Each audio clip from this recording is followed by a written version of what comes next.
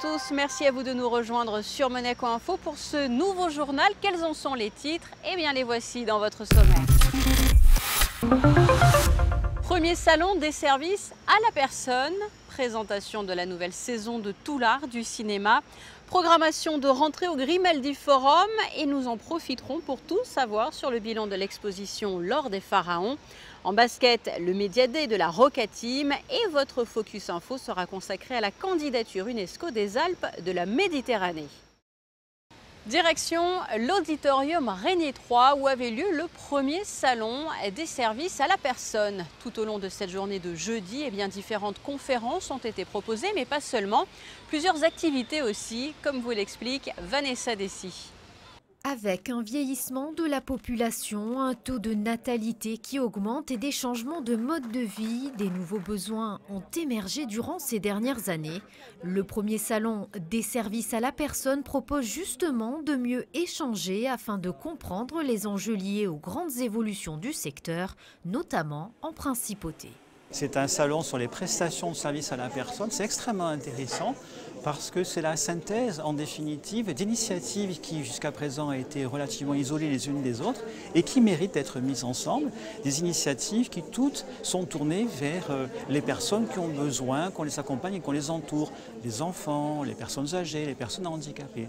Et donc ça donne à voir l'ensemble des propositions qui sont aujourd'hui formulées vers cette catégorie de personnes. C'est extrêmement intéressant. C'est la raison pour laquelle le département a soutenu cette initiative dans la mesure où nous avons nous-mêmes des idées sur la façon d'accompagner les handicapés et les personnes âgées et nous avons constaté qu'il fallait aller encore plus loin, demander plus de qualité, être innovant, avoir des idées nouvelles. Et ce salon finalement permet de donner corps à des initiatives privées et la puissance publique se doit d'accompagner ces propositions. Et parmi les exposants, voici Granny Suite. La marque a été conçue afin d'accompagner des personnes à mobilité réduite. Sur des conseils de médecins et de personnel soignant, des astuces de confort de vie ont été adoptées dans une ligne de vêtements confortables et pratiques. Ça a été fait autour de ma maman qui avait Alzheimer, qui était une femme très élégante à la base. J'avais une formation dans le stylisme et j'ai voulu créer des vêtements médicaux mais dans la dignité et l'élégance. C'est la base de la ligne. Et vous voyez, il y a des petites astuces. Un diabétique qui veut discrètement se piquer va le faire ici. Lorsqu'on est malheureusement grabataire, on a des pyjamas avec change complet. Bon, nos fermetures éclairs sont faites au Japon, c'est une super qualité. Et pas besoin de déshabiller ni même de remonter la manche pour pouvoir piquer ou faire une prise de sang ou une perfusion. À l'occasion de ce premier salon, l'AMPA organisé pour les personnes atteintes de la maladie d'Alzheimer, leurs familles et les professionnels de l'ensemble de la filière, un rassemblement convivial autour d'animations.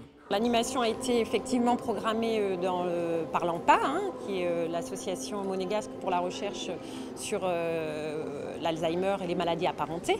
Et donc c'était créé un moment festif pour les patients et donc de différentes institutions. Il y a des patients de Hack-Étudine, il y a des patients aussi du centre Régnier 3 et pour leur faire passer un moment agréable. Et on sait très bien que la musique, le yoga, la danse aussi sont des moments importants pour les patients et qu'ils y prennent souvent beaucoup de plaisir. Les chiens, c'est l'association Chiens de Cœur qui d'ailleurs participe à différentes animations au sein des différentes maisons à Hack-Étudine par exemple et aussi au centre Régnier 3. Ils viennent dans les services et c'est souvent aussi un moment très très apprécié par les résidents, par les personnes âgées.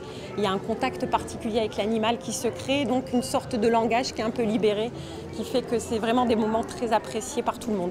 Tout au long de la journée, plusieurs intervenants ont pris la parole afin d'offrir leurs expériences et leur savoir-faire aux visiteurs. Tout l'art du cinéma va reprendre pour permettre de découvrir ou de redécouvrir des chefs-d'œuvre du 7e art. Et vous allez le voir, cette saison placée sous le signe du cinéma s'annonce une nouvelle fois très riche. José Sacré. Proposé par l'Institut audiovisuel de Monaco dans le cadre de Tout l'art du cinéma, les Mardis du cinéma proposeront du 2 octobre 2018 au 7 juin 2019 plus d'une vingtaine de longs métrages sur le thème Femmes, Femmes, Femmes au singulier, Femmes au pluriel. Ça fait longtemps qu'on réfléchissait avec Jacques à une thématique autour de la femme, la manière dont les cinéastes parlent, filment les femmes, entre le stéréotype, la femme libérée, la femme engagée, la femme cinéaste, essayer de montrer différentes façons, manières d'envisager la femme, la star, l'actrice, le personnage au cinéma. Femmes, vous l'avez dit, des portraits de femmes, mais aussi des femmes réalisatrices, comme Chantal Akerman, Jeanne Campion ou Agnès Varda.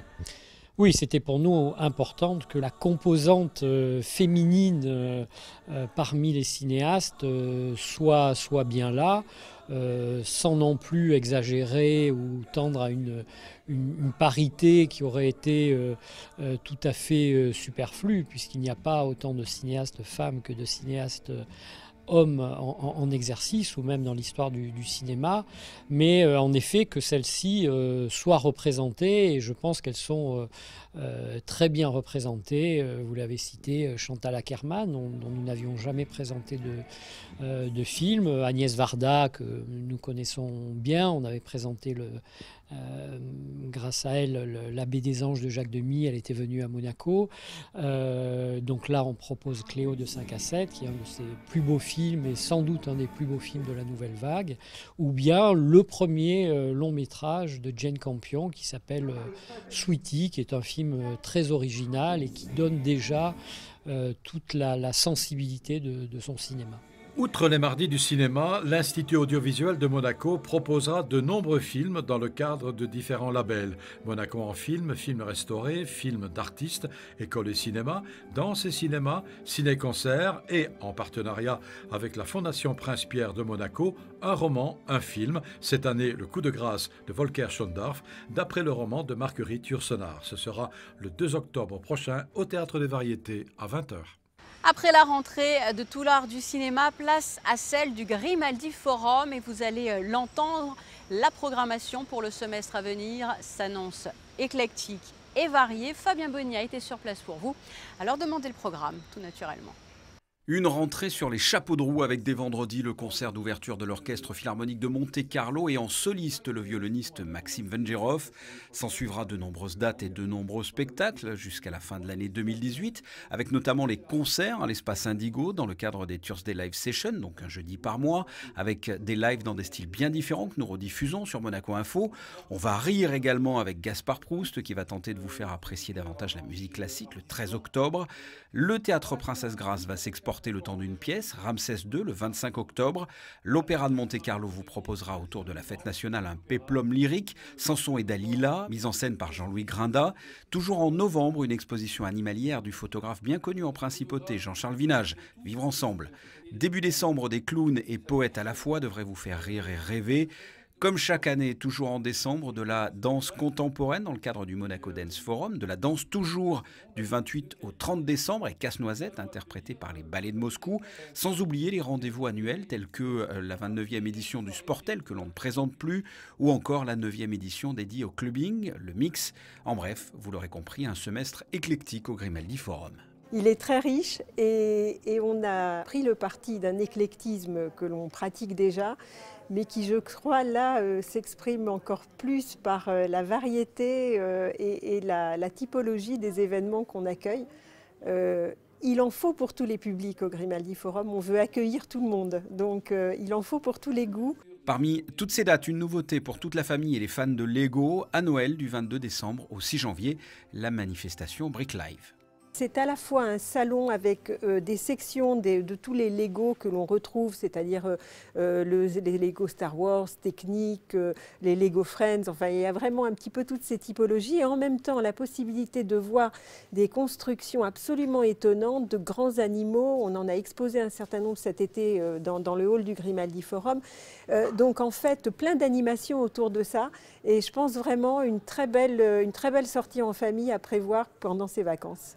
Voilà ce que l'on pouvait dire de cette fin d'année 2018 avec déjà quelques dates pour 2019, comme par exemple la prochaine exposition estivale, ou plutôt 2 expositions, l'une du 6 juillet au 8 septembre consacrée à l'artiste Dali et l'autre du 12 juillet au 28 septembre sur les diadèmes d'exception de la marque Chaumet.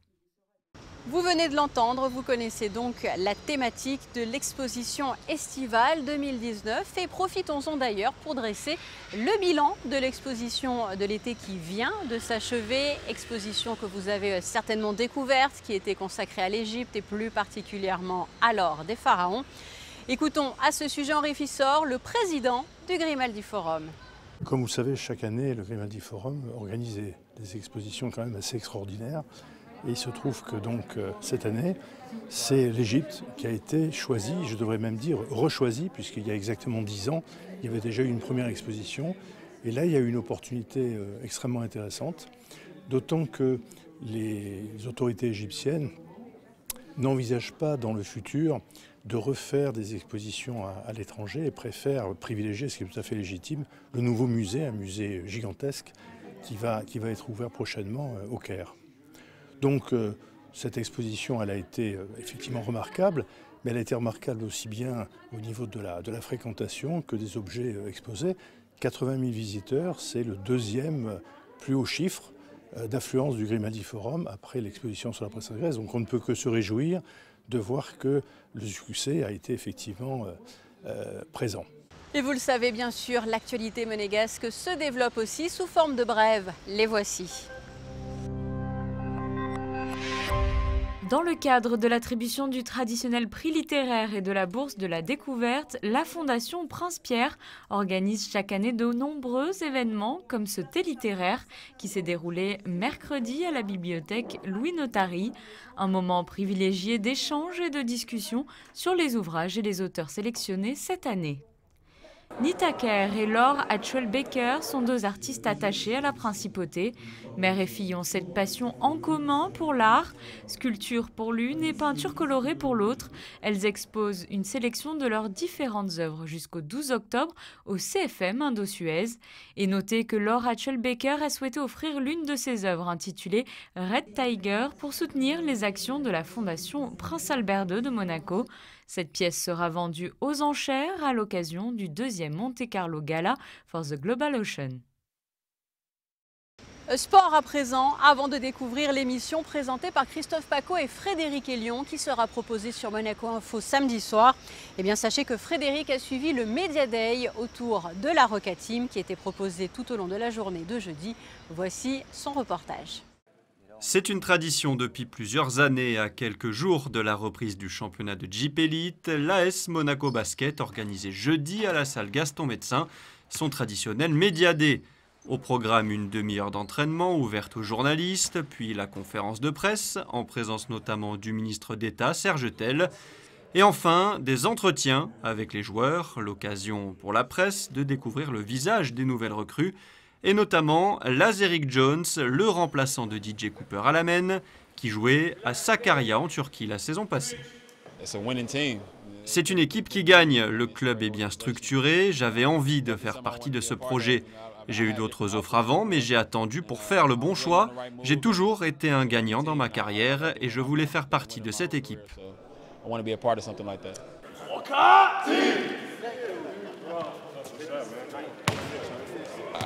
Je peux tout faire sur le terrain, j'essaie de bien lire le jeu. Si mon équipe a besoin que je score, je le fais. S'il y a besoin que je sois plus passeur, je le fais aussi.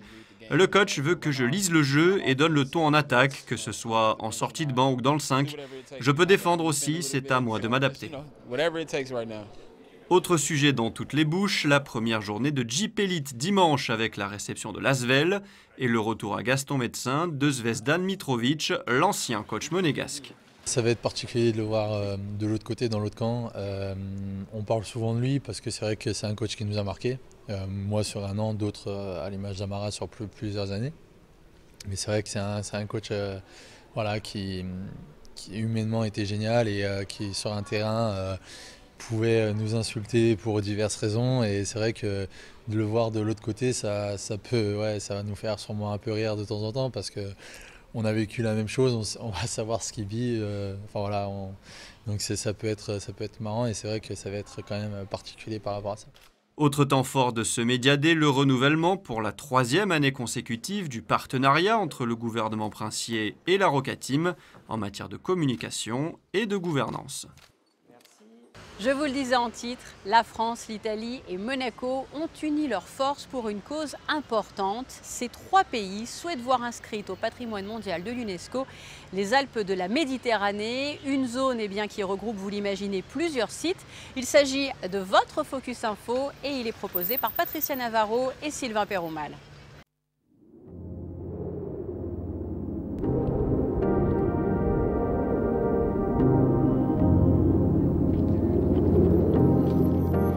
Ce Focus Info nous emmène tout d'abord en Italie. À un peu plus de 2 heures de Monaco se trouve de hauts sommets appartenant au parc européen des Alpes-Maritimes. Nous sommes dans l'une des 8 zones de la région couvrant l'Italie mais aussi la France et Monaco qui sont au cœur d'un dossier de candidature déposé auprès de l'UNESCO.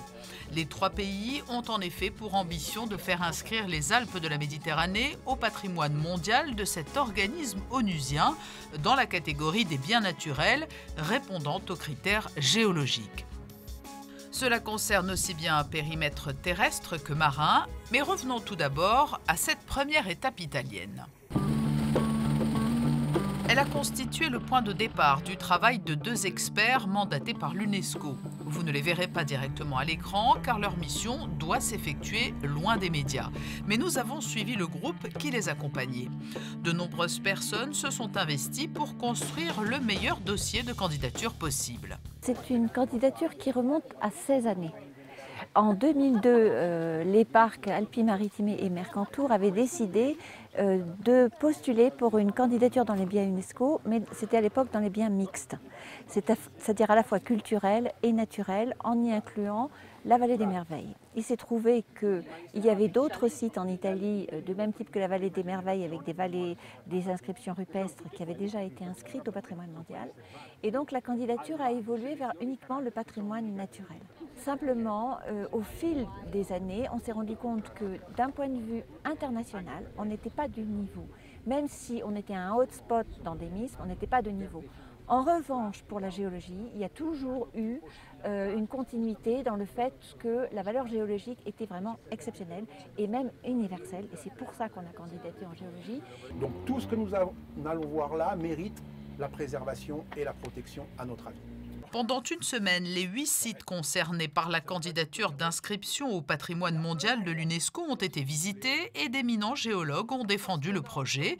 Il faut dire que la région regorge de trésors. Il y a une richesse naturelle d'abord qui est extrêmement variée. Donc quand on a décidé de candidater au niveau du patrimoine mondial, le message que nous avons reçu, c'est de dire si vous voulez être un site remarquable, il faut que vous puissiez identifier un processus tellement exceptionnel et tellement bien visible et explicite sur votre territoire que vous soyez le meilleur territoire mondial qui démontre la dynamique sur laquelle vous voulez candidater. C'est pourquoi nous avons restreint la candidature volontairement, ça a été un crève-cœur, mais on a restreint les critères de candidature sur ce qu'on appelle la géodynamique. La géodynamique pour un géologue, c'est finalement la dynamique de la Terre et son expression en surface, c'est-à-dire le déplacement de ce qu'on appelle les plaques tectoniques. Et les Alpes-Maritimes portent bien leur nom parce qu'il y a l'interface entre la Méditerranée occidentale et les Alpes.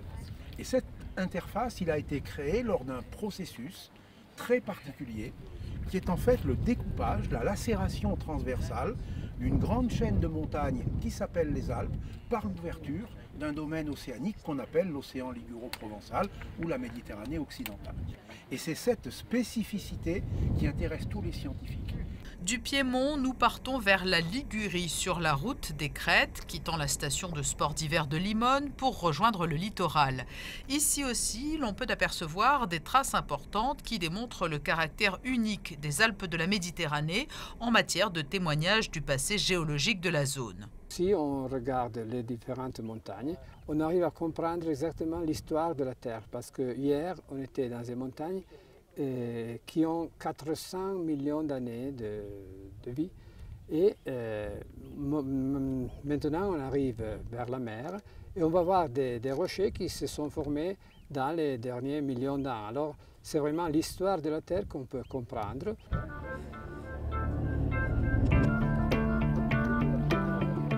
Ces paysages à couper le souffle sont encore méconnus. Il faut dire qu'ils ne sont praticables que par une piste ouverte au beau jour lorsque les conditions météo le permettent. Un peu plus au sud, le long du littoral, la candidature des Alpes de la Méditerranée prend là aussi tout son sens.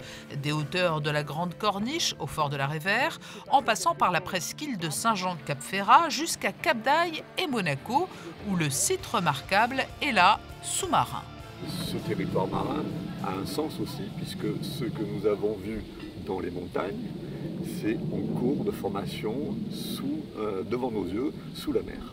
C'est donc passionnant, aujourd'hui tout ce que l'on voit, tout le paysage s'explique par cette histoire géologique et donc c'est particulièrement réjouissant de pouvoir l'expliquer et la comprendre dans le cadre de cette candidature puisque les plus grands experts sont réunis et la valeur universelle du site est mise en évidence.